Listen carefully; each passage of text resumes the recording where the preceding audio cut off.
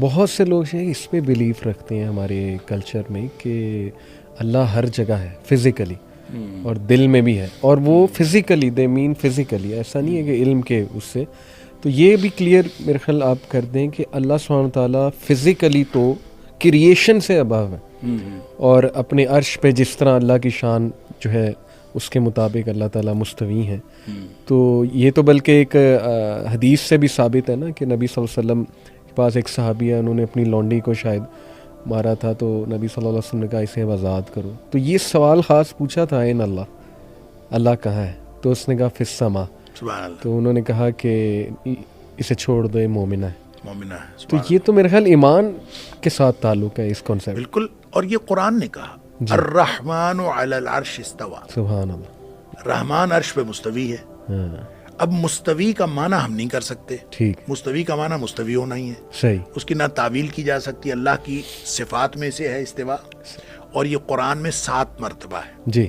اور کسی جگہ پہ بھی آپ تعویل نہیں کر سکتے کہ استوا کا معنی استوا ہے. اللہ اپنی شان کے مطابق وہاں مستوی ہے, لہذا اللہ کی صفات کے بارے میں نہ ہم ان میں کوئی تشبیہ قائم کر سکتے ہیں, نہ اس کو تعطیل کر سکتے ہیں, اس کو معطل کر سکتے ہیں, نہ اس کی کوئی تمثیل بیان کر سکتے ہیں, نہ اس کی کوئی کیفیت بیان کر سکتے ہیں.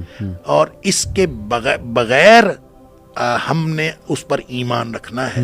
وہ جیسے امام احمد ابن حنبل علیہ الرحمہ کا غالباً قول ہے یا کسی اور امام کا کہ الاستواء معلوم, کہ استواء تو معلوم ہے صحیح, لیکن اس کی وکیفیتہ مجہول, لیکن اس کی کیفیت نامعلوم ہے. صحیح صحیح صحیح. ٹھیک ہے جی. بالکل ٹھیک. اور والایمان بہ واجب, اس کے اوپر ایمان, والایمان بہ واجب, اس کے اوپر ایمان رکھنا واجب ہے. صحیح. والسؤال عنہ بدعت, اس کے بارے میں سوال کرنا ہی بدعت ہے. بالکل ٹھیک. کہ یہ کیا ہے, اس کے بارے میں جب اللہ کے رسول صلی اللہ علیہ وسلم نے سوال نہیں کیا, صحابہ کرام نے سوال نہیں کیا, تو ہم کون ہوتے ہیں اس کے بارے میں سوال کرنے والے, کہ مستوی ہونے کا کیا مطلب ہے. لیکن ہے وہ آسمانوں پہ. اس کی وجہ یہ ہے کہ آپ نے جو ایک حدیث کا حوالہ دیا کہ اس خاتون سے, لڑکی سے پوچھا تھا نبی پاک صلی اللہ علیہ وسلم نے این اللہ, اور اس نے اشارہ کیا.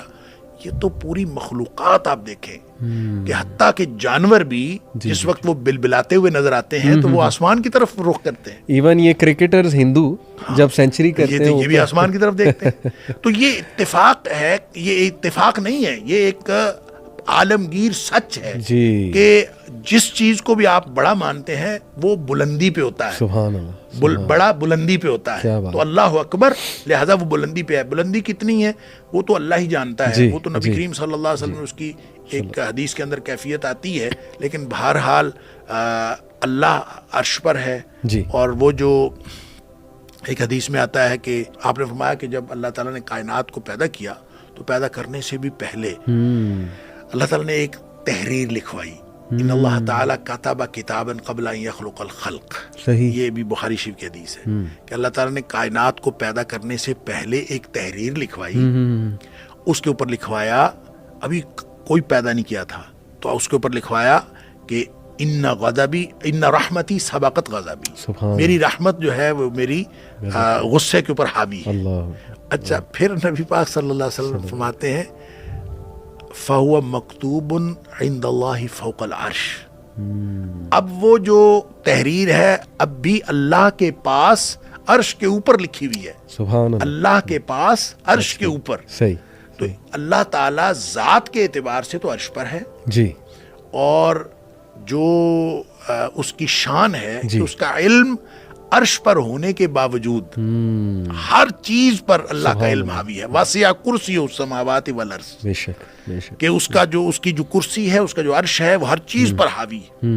تو دیکھیں یہ تو بڑائی کے اعتبار سے آپ کو اللہ تعالیٰ کے عرش کے مقابلے میں کائنات تو پتہ نہیں اتنی سی ہے, اتنی سی بھی نہیں ہے. تو اس کو ہر جگہ موجود ہونے کی کیا ضرورت ہے. اتنی سی چیز آپ کے سامنے ہو, اس میں ہر جگہ موجود ہونے کا, تو پھر بھی یہ تو اللہ تعالیٰ کو محدود کرنے کی بات. صحیح بات. لہٰذا اس طرح کا کوئی تصور درست نہیں ہے. اللہ ذات کے اعتبار سے عرش پر ہے اپنی شان کے مطابق, اور علم کے اعتبار سے ہر جگہ ہے. بالکل ٹھیک. اور ظاہر ہے کہ اس طرح اگر جب ہم کہیں گے اللہ تعالیٰ ہر جگہ ہے, تو پھر بعض جگہیں تو بہت ہی قبیح ہیں جہاں عام انسان جانا پسند نہیں کرتا. تو کیا خیال ہے کہ وہاں بھی اللہ تعالیٰ کی ذات ہے؟ نہیں, اللہ علم کے اعتبار سے ہر جگہ موجود ہے, اور ذات کے اعتبار سے اللہ تعالیٰ عرش پر ہے. بالکل ٹھیک.